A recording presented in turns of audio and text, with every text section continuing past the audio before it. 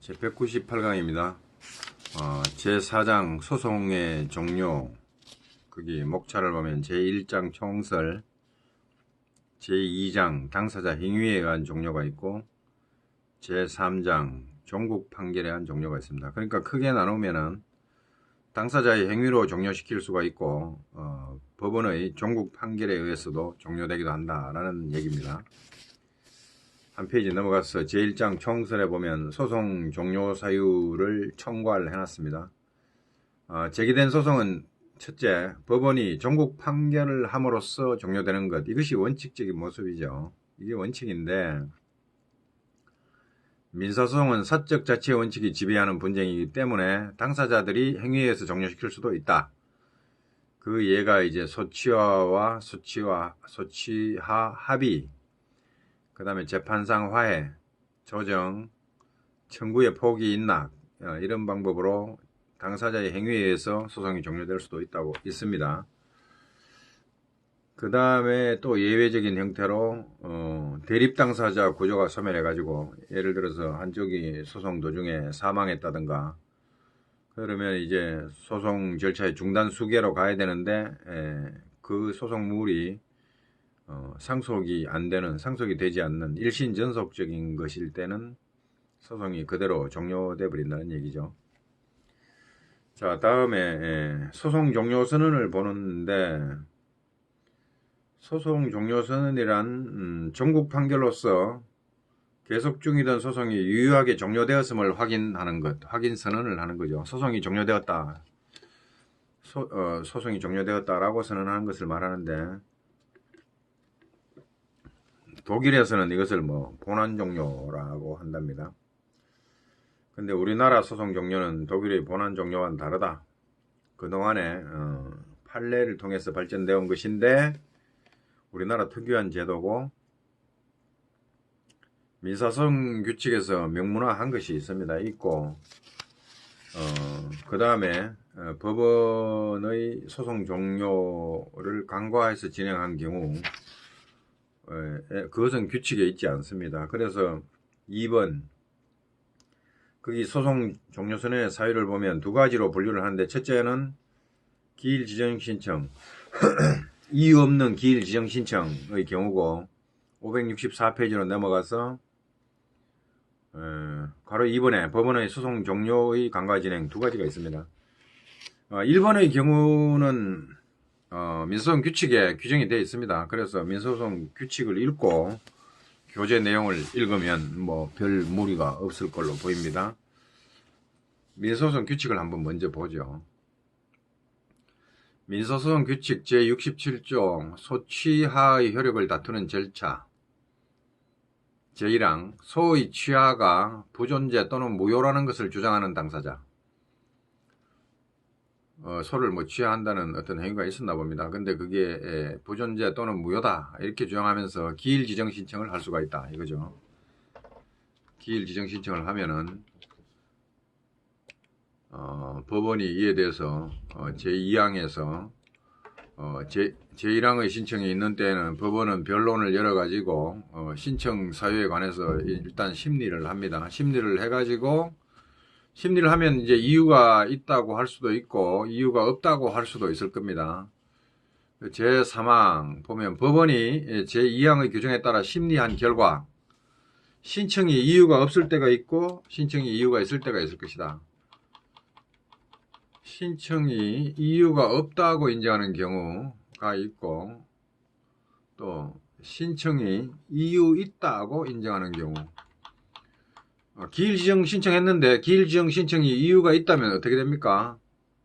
기일지정 신청이 정당하다라고 되면 그 취하가 부존재이거나 무효라는 얘기죠. 소취하가 부존재 또는 무효이기 때문에 소취하는 없었던 것으로 되고 소취하 당시의 소송 정도에 따라 필요한 절차를 계속 속행하면 됩니다. 그냥.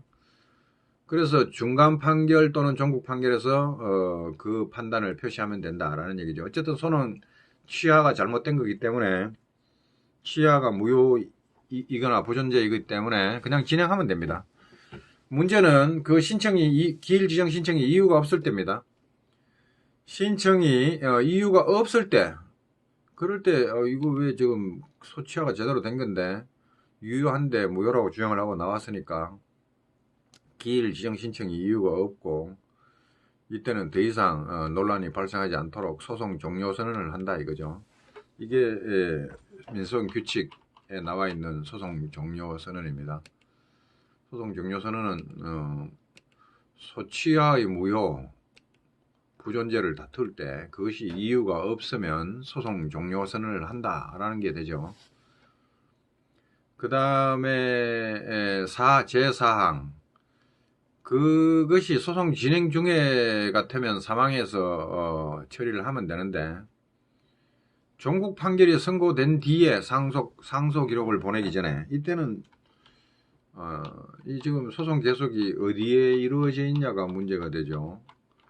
종국 판결이 선고가 됐는데 상소 기록을 상소심에 보내기 전입니다. 상소 기록이 상소심으로 넘어갔다 그러면은 상소법원으로 갔다 그러면은 거기에서 처리를 해야 되겠죠. 그러나 상소 기록을 보내기 전에 이루어진 소치하, 이 소치하에 관하여 이 소치하가 무효 또는 부존재다라고 신청이 있으면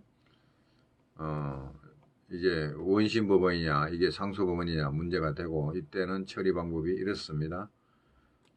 상소 이익이 있는 당사자 모두가 상소를 했다.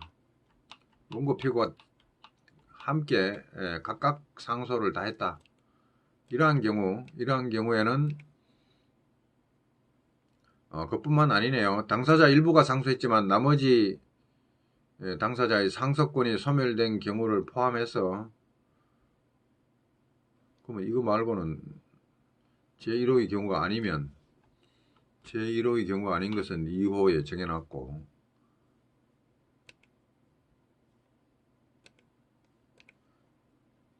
그러니까 지금 이렇게 구분되겠네요. 제2호의 경우에는 제1호의 경우가 아니니까 양쪽 당사자가 전부 상소한 경우도 아니고 한쪽 당사자가 상소를 했는데 다른 당사자의 상소권이 소멸한 경우도 아니고 그러면 한쪽 당사자는 상소를 했는데 한쪽 당사자는 아직 상소를 안 했지만 상소권이 소멸되지 않은 경우 상소 기간이 도과하지 않았다는 얘기죠. 그게 2호에서 다루는 경우입니다. 그러면 1호부터 한번 봅니다. 1호는 상소 이익 있는 당사자 모두가 상소를 했거나 일부만 상소를 했더라도 나머지 당사자 상소권이 소멸하고 이제 더 이상 상소할 가능성이 없다. 이렇게 된 경우죠. 이때는 이제 나머지 당사자의 상소권이 소멸해버렸기 때문에 더 이상 원심법원에서 가지고 있을 이유가 없다는 거죠. 이 문제는 이때는 판결법원의 사무관 등은 소송 기록을 상소법원으로 보냅니다. 상소법원 가서 해결하라 이거지. 상소법원으로 보내야 된다. 상소법원에 가서 해결하고 상소법원이 이제 여기 2항과 3항의 절차를 밟으면 된다는 얘기죠. 그리고 제1호의 경우가 아니면 이때는 한 사람은 일방은 상소를 했는데 일방은 상소권이 소멸 안 하고 아직 상소권이 살아있는 경우죠. 이런 경우에는 판결법원에서 처리한다 이거죠. 이때는 판결법원 원심법원에서 제2항에 규정된 절차를 취한 후 신청이 이유가 없다고 인정된 때는 판결로 소송 종료 선언을 하고 신청이 이유가 있다. 신청이 이유가 있다고 인정이 되면 한 사람은 상소법원에 가 있지만 한 사람은 아직 상소 안 하고 원심법원에 남아 있기 때문에 소송 계속이 아직 원심법원에 있다는 얘기죠. 이게 이때는 신청 이유가 있다고 인정하는 때는 소치하 무효선언. 이때는 소송 종료가 아니고 소치하 무효선언이죠. 소치하 무효선언. 요걸 끕시다. 신청 이유가 있다고 인정하는 때는 소치하 무효선언을 한다. 그러면 소치하가 무효다. 그럼 소치하가 안 된 거네요. 소치하가 안 된 거면 어떻게 하냐. 이때 요 5항에서 정하네요. 제4항 제2호 후단의 소치하 무효 선언 판결, 소치하 무효다라고 이렇게 판결이 나면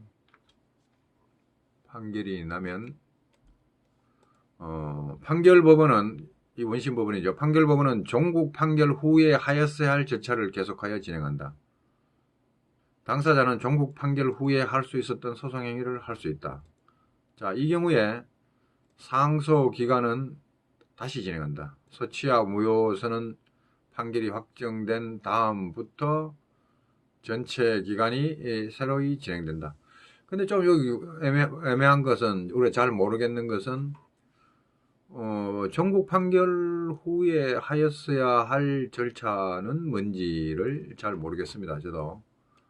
전국 판결 후에 뭔가 하였어야 할 절차, 여기 교재 보면 나올 것 같은데, 이 정도만 하고 갑시다. 그 다음에 제68조 준용 규정. 법 제268조. 법 제286조에 따라 준용되는 경우, 286조는 변론 준비 절차였고, 268조는 이게 소치하 간주인가요? 소치하 간주. 268조를 보고 얘기하죠. 민사헌법 제268조. 이게 지금 빨리 뜨지 않고 있습니다. 떴습니다. 쌍방불출석에 의한 쌍불치하, 소치하 간주네요. 268조. 이거는 지난번에 봤죠. 그러니까 소치하 간주, 뭐 2회 불출석, 뭐 기일 지정, 3회 불출석, 뭐 치하 간주, 이렇게 되는 거. 이 소치하 간주의 경우에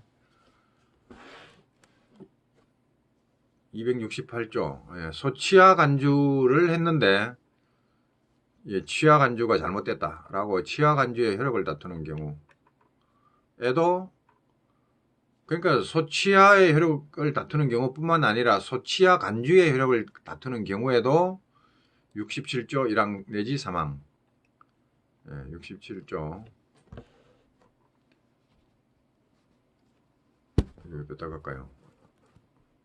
67조 1항 내지 3항이니까 여기 소치하 간주가 무효라는 걸 주장하는 당사자는 기일 지정 신청을 할 수 있고, 법원은 변론을 열어 신청 사유에 대해 심리해야 되고, 법원이 치하 간주 됐으니까 뭐 상소할 일은 없었다고 보입니다. 그래서 법원이 제2항의 규정에 따라 심리한 결과 치하 간주가 이유가 있다. 신청 이유가 없으니까 치하 간주가 이유가 있는 거죠.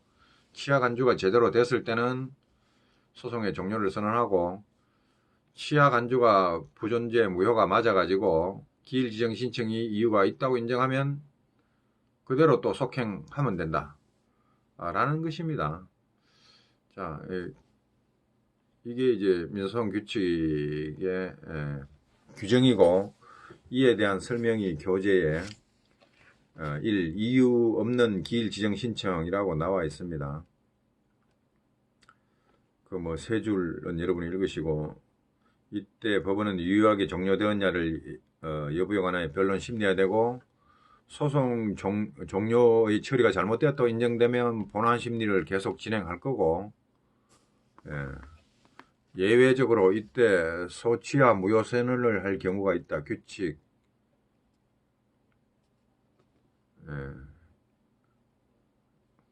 규칙 67조 4항 5항 4항에서 보면 종국 판결 선고 후 상소기록 보내기 전에 소치하에 관해서 기일 지정 신청이 있으면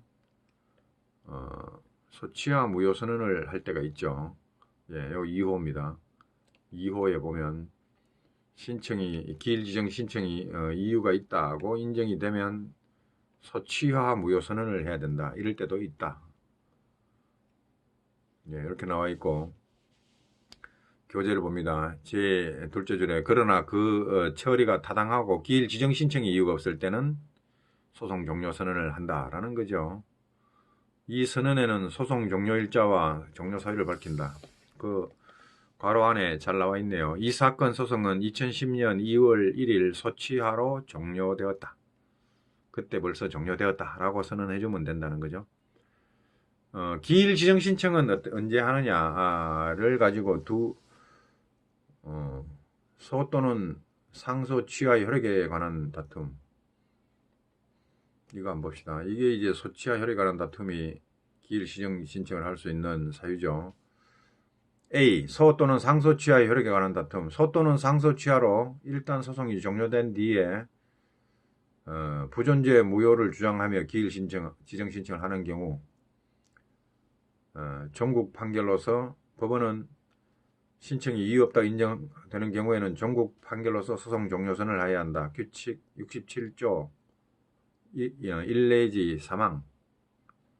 예, 기일 지정 신청이 이유 없다고 인정한 때는 소송의 종료를 선언해야 하고, 소가 취하 간주된 경우에도 그 무효를 다투면서 기일 지정 신청을 하는 때도 같이 처리한다.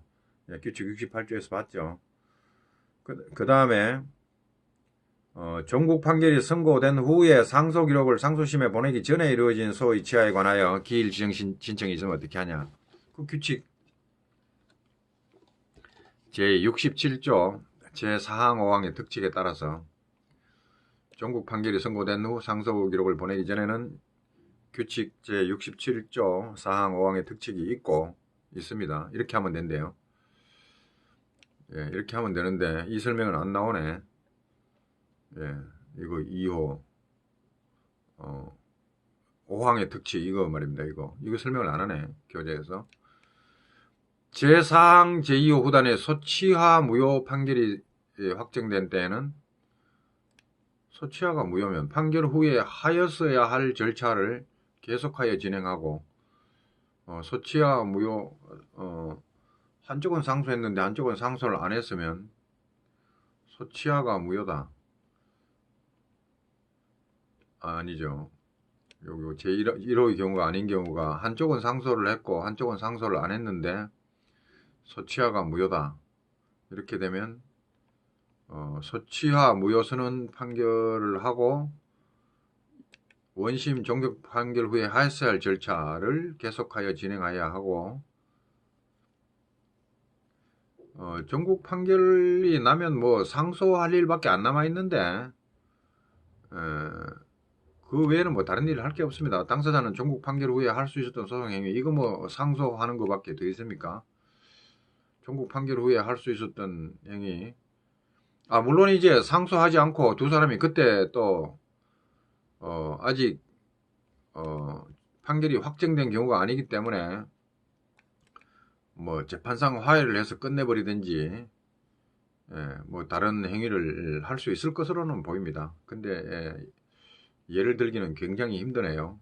이시훈 교수님도 그냥 넘어가니까 제가 대책이 없습니다. 여하튼 가능한 행위가 있을 수 있다. 이런 정도만 보고 갑시다. 이시훈 교수님도 안 중요하다고 넘어갔는데 설명도 안 하고 넘어갔는데 그냥 갑시다. 그 다음에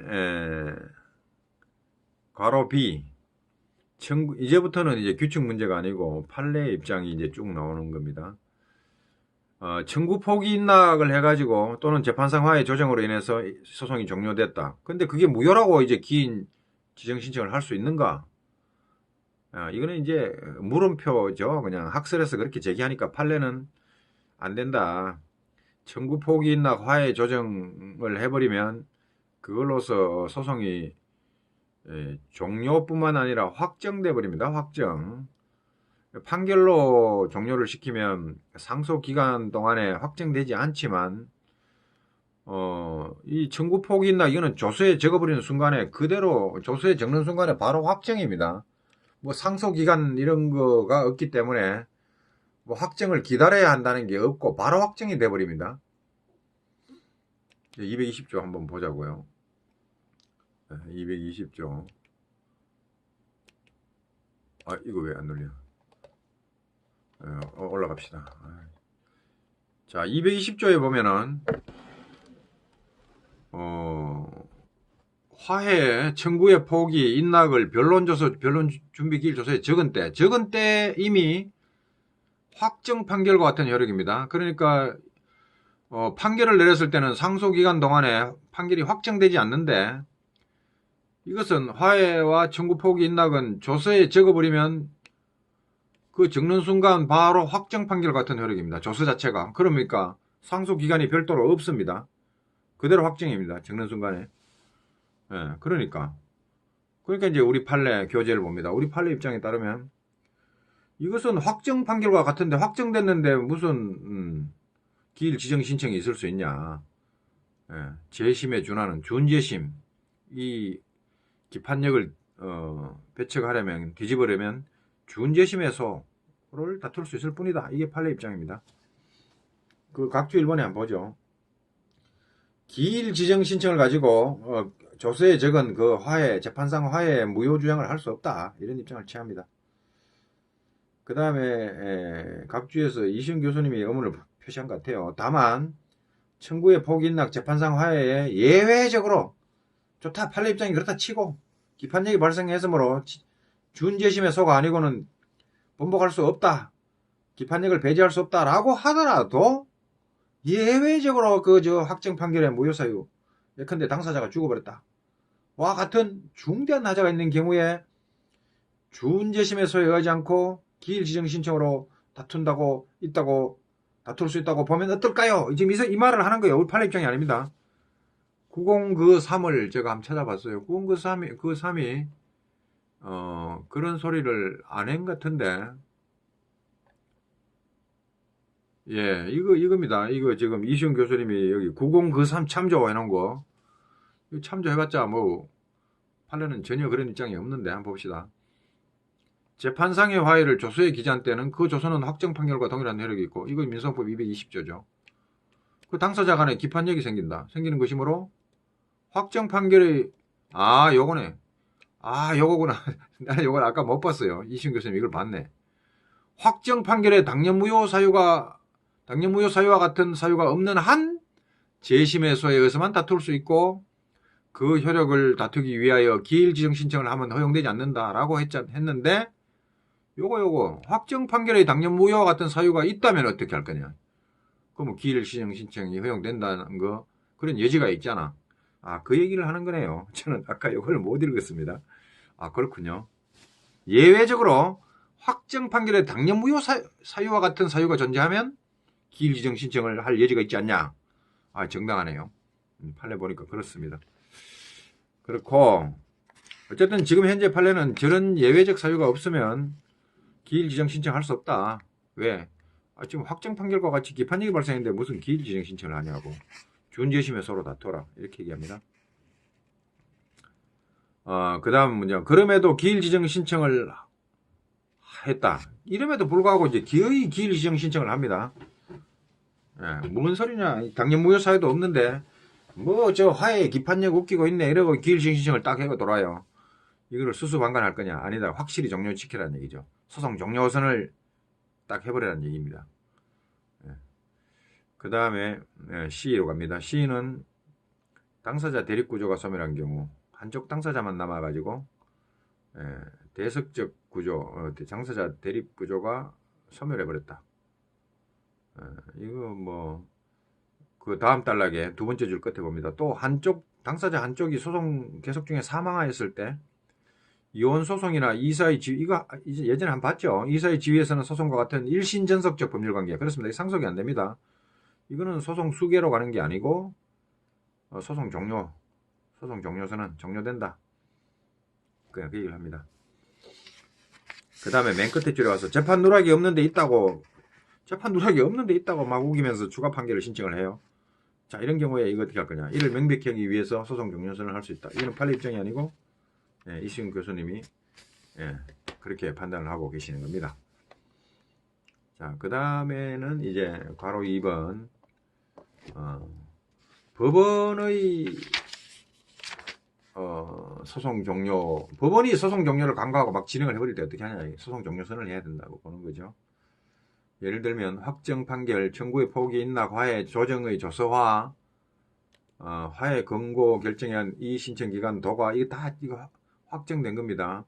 소송이 다 끝난 거예요. 소위 취하간지 포함, 구당사자 소송 탈퇴 이래가지고 소송 종료 효과 발생했는데도 법원이 모르고 이를 소송 심리를 계속 진행한 경우에 어떡하냐 이거죠. 특히 상소심에 상소했다 해가 가고 발견해보면 이미 소송 종료된 걸 들고 온 경우가 많다 이거죠. 자, 흔히 병합된 당사자나 청구 중 어느 하나의 당사자나 청구가 끝난 것을 모르고 진행하는 실수가 많이 나온다는 얘기입니다. 이때 소송의 종료 여부는 법원의 직권조사 사항이 된다. 판례 입장입니다. 소송 종료 여부는 법원의 직권조사 사항이다 이거죠. 변론주의 사항이 아니다는 얘기죠. 자, 이렇게 되는데 예를 들면 A, B, C가 나옵니다. A, B, C. A. 소치하 간주를 간과했다. 제1심에서 소치하 간주됐는데 이를 간과하고 본안 판결을 했다. 이거 뭐 본안 판결 하나 많은데 상급법원은 제1심 판결을 취소합니다. 소치하 간주됐는데 판결했으니까 이거 위법한 거죠. 취소해버리고 1심 판결 취소입니다. 그래서 이제 또 확실하게 소치하 간주로 소송이 이미 종료되었다라는 선언을 하게 된다. 이게 판례 입장이고 소가 교환적 변경으로 구청구 이거 나중에 청구의 교환적 변경 뒤에 배울 겁니다. 그러면 구청구는 취하된 걸로 봅니다. 구청구 취하됐는데 구청구에 대해서 판결했다. 이 소송 종료 선언을 해야 되고 그 다음에 동그란 가로 B 청구 인락을 간과했다.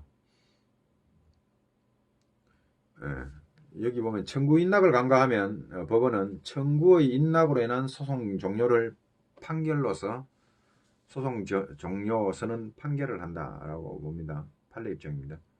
그 다음에 C. 판결 확정의 간과 판결의 일부가 이미 확정돼 가지고 소송이 끝났는데 그걸 또 계속 심판을 했다. 이거 어떻게 하냐 이거죠. 이거는 상급법원이 이미 종료된 것인데도 하급심이 심판에서 발견하면 그 부분의 판결을 파기, 취소하고 소송 종료 선언을 해버리면 된다는 거죠.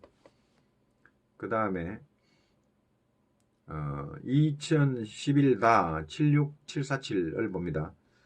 예비적 공동소송. 예비적 공동소송은 이것도 뒤에 공동소송에서 배웁니다. 예비적 공동소송은 뭐 당사자 중에 한 명은 주의적 피고, 또 한 사람은 예비적 피고. 주의적 피고에 대한 청구가 인정이 안 되면 예비적 피고에 대해서 판단해 주세요. 이런 식의 소송입니다. 예비적 공동소송의 형태로 청구하고 있는데 형식은 그렇게 했는데 가만히 보니까 이 예비적 공동소송의 요건이 성립이 안 돼가지고 통상공동소송에 불과해요. 그걸 갖다가 예비적 공동소송이라고 막 자기들은 오해를 하고 막 주장을 그렇게 소를 제기해 왔을 때 그 판결에 대하여 공동소송인 마지막 줄입니다. 그 판결에 대하여 공동소송인 중 일부에 대해서만 불복할 경우 이게 이제 예비적 공동소송과 통상공동소송에서 상소를 제기할 때 효과가 달라지기 때문에 그런데 그 판결에 대해서 공동소송인 중 일부에 대해서만 불복할 경우에는 그 부분만이 항소심으로 이심되고 그 부분만 항소심의 심판 대상이 됩니다. 이거는 통상공동소송에서는 그렇죠. 그러나 예비적 공동소송에서는 전부 이심됩니다. 전부 확정 차단됩니다. 나중에 배울 겁니다. 그때 예비적 공동소송 공부하고 이거 읽으면 쉬울 겁니다. 자, 그렇게 되는데 불복하지 아니한 피고도 상소심으로 이심된 것으로 잘못 보고 예비적 공동소송으로 오해했나 보죠. 그래서 전부 다 상소심으로 이심됐다고 판단을 잘못해가지고 항소심이 다 판단을 했어요. 사실은 통상공동소송이라서 불복 안 한 부분은 1심에서 확정이 된 겁니다. 그렇게 된 걸 오해해가지고 판결했을 때 대법원이 그걸 봤어요. 이 항소심도 이렇게밖에 못하나 이래가지고 그 부분을 파기하고 이것은 1심에서 이미 소송이 종료된 거라고 소송 종료 선언을 해준다는 거죠. 그렇게 했다는 겁니다. 그 다음에 판결의 일부가 상고 부분에서 배제되어 확정되었음을 간과한 채 심판한 일은 특히 상고심으로부터 파기 환송을 받은 법원이 환송 후에 심판 범위를 오해하여 심판한 경우다. 그러니까 판결 전부를 가지고 상고를 했는데 상고심이 파기를 할 때 일부만 파기를 한 겁니다. 그러면 파기된 부분만 원심 파기 환송되어 온 건데 환송 후에 그거를 대법원으로부터 파기당해 가지고 받은 그 법원이 심판 범위를 한쪽은 파기가 안 되고 그게 이미 확정된 줄을 모르고 그걸 뭉뚱그려 다 들고 심판 범위를 오해해 가지고 다 심판을 해버립니다. 그런 경우 각주 2번에 봅니다. 파기 환송한 후 원심이 원고가 처음부터 상고하지 않은 부분이 있었어요. 편집 저작물 저작권 침해 부분 이거는 상고를 하지 않았다 이거죠. 상고를 안 해가지고 이미 확정된 건데 이 또 파기환송 후에 OLA가 이것도 상고심 갔다가 파기환송돼 돌아온 줄 알고 이걸 또 다시 판단을 해요. 배척하는 판단을 하고 이제 원고 또 열받아서 재상고합니다. 상고 한 번 더. 자, 이번에는 편집 저작물 저작권 침해 부분만을 상고 이유로 삼은 경우 대법원이 딱 보고 이거 저 원래 처음에 상고했을 때 상고가 안 돼가지고 그 부분은 확정이 됐는데 이거를 모르고 다시 판결해가지고 올렸다. 이거 상고 이유로 이것 때문에 상고한다고? 그러면 소송 정료선을 해버린다는 얘기죠. 그 전에 확정됐던 겁니다. 그렇게 되고 그 다음에 이제 교재 그 세 번째 줄, 두 번째 단락의 세 번째 줄. 예를 들면 예비적 병합의 경우에 상소심에서 주의적 청구 기각, 예비적 청구 인용 판결이 났을 때 피고만이 상고를 제기하여 상고법원에서 파기환송되었다면 주의적 청구가 기각되면은 피고에게 유리하기 때문에 피고가 그거는 상고를 안 합니다. 예비적 청구 인용된 것만 상고를 했는데 파기환송되면 주의적 청구 부분은 상고한 적이 없기 때문에 확정돼 버립니다. 상고심의 심판 대상이 아니고 상고심이 판결 선고 예비적 청구에 관해서 판결하는 동시에 그것은 확정됩니다. 자, 여기까지 다 마무리 지려니까 마무리가 안 되네. 여기까지 하고 뒷부분은 짧더라도 별도의 동영상을 담읍시다. 잘리는 것보다는.